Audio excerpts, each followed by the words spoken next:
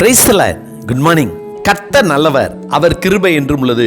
லூக்கா 19ஆம் அதிகாரம் 5 முதல் 7ஆம் வசனங்கள் வரை. சகேயுவே, நீ சீக்கிரமாய் இறங்கி வா, இன்றைக்கு நான் உன் வீட்டிலே தங்க வேண்டும் என்றார். அவன் சீக்கிரமாய் இறங்கி சந்தோஷத்தோட அவரை அழைத்து கொண்டு போனான். அதை கண்ட யாவரும், இவர் பாவியான மனுஷனிடத்தில் தங்கும்படி போனார் என்று முறுமுறுத்தார்கள். லூக்கா 19ஆம் அதிகாரம் 5 முதல் 7ஆம் வசனம் வரை. ஆண்டவராய் இயேசு கிறிஸ்து தன்னை போன்ற லேவி என்ற ஆயக்காரன் வீட்டில் சாப்பிட்டு இருக்கிறாரே, அவர் எப்படிப்பட்டவரோ என்று பார்க்க சகேயு வகை தேடினார். மேலும் வேதபாரகர்களும் பரிசேயர்களும் இயேசு கிறிஸ்து செய்த அற்புதத்தையும் அடையாளத்தையும் பார்த்து அவரை கொன்று போட வகை தேடினார்கள். ஆனால் சகேயுவோ இயேசு கிறிஸ்து செய்த அடையாளத்தையும் அற்புதத்தையும் கேள்விப்பட்டு அவரை பார்க்க வேண்டும் என்று வகை தேடினார். ஆயக்காரன் என்றால் வரி வசூல் செய்பவன் என்று அர்த்தம்.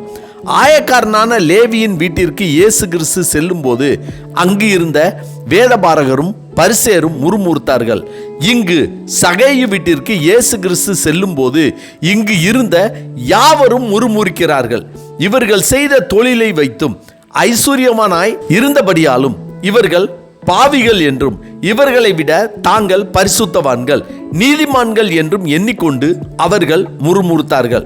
மற்றவர்கள் தன்னை பற்றி என்ன நினைத்தாலும் கவலை இல்லை என்று முடிவு செய்த சகேயு தனது விடாமுயற்சியால் மரத்தின் மேல் ஏறி இயேசு கிறிஸ்துவை கண்டார்.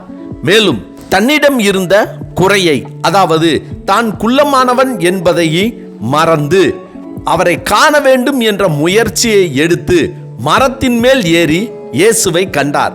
உடன் இருந்தவர்கள் அவனது முகத்தை பார்த்தார்கள். ஆனால் ஆண்டவராய் இயேசு கிறிஸ்துவோ அவனுடைய இருதயத்தை, அதாவது அவனது தாழ்மையை, நீதியை, குற்ற உணர்வுகளை, கர்த்தரை தேடுகிறதையும் அவர் மேல் வைத்த அன்பையும் அவருடைய பிரயாசத்தையும் விசுவாசத்தையும் பார்த்து உடன் அழைத்து அவர்களோடு போஜனம் செய்கிறார். சகேயுவை அதுவரை நேரில் பார்த்திராத இயேசு அவருடைய பெயரை சொல்லி அழைத்தார். கர்த்தருக்கு பிரியமானவர்களே, ஆண்டவராய் இயேசு கிறிஸ்துவை நாம் வேடிக்கை பார்க்கவோ அவர் மீது குற்றம் கண்டுபிடிக்கவோ தேடவில்லை.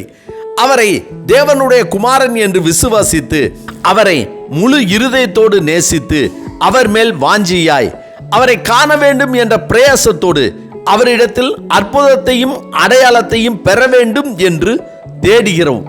அதேபோல் நம் ஒவ்வொருவரின் பெயர் மட்டுமின்றி நம் வாழ்க்கையின் ஒவ்வொரு நிகழ்ச்சியும் நமது நினைவுகளும் கர்த்தருக்கு தெரியும். எனவேதான் கர்த்தர் தம்முடைய தீர்க்கதரிசிகள் மூலமாக நம்முடைய பெயர்களை சொல்லி அழைக்கிறார்.